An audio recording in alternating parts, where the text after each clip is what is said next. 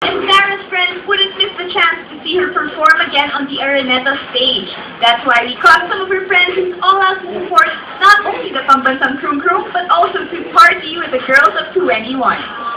Yes, I'm a big Sandara Park fan. More than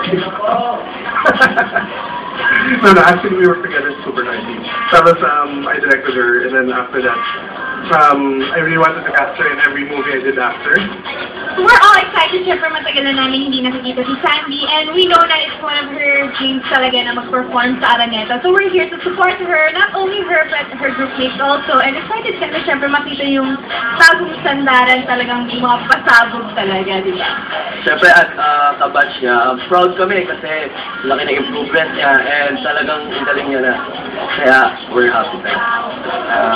Ito nga, kasi sabi nga ni Melissa, matagal na niyang pangarap mag-perform, mag-concert sa Araneta. So finally, dumating na yung time para mag-sign siya dun sa Araneta Coliseum. Proud kami and happy para sa 2NE1. We're very excited for her, and at the same time, we're excited for her kasi it's been ages.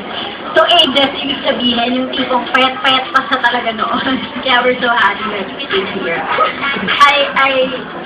From the very beginning, na nag-feel ko na she's gonna go somewhere really, really far, and now she's part na talaga. She's part of the super sikat na niya.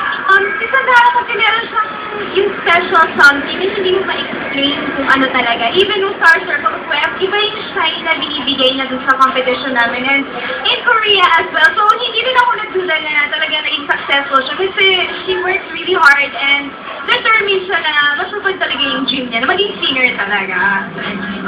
Yun, kada vacation niya dito sa Philippines, nakakasama namin siya. And sinasabi niya, nag-undergo siya sa workshop, and so expected na namin na talagang magiging better siya and talagang magkakaroon siya ng career sa Korea.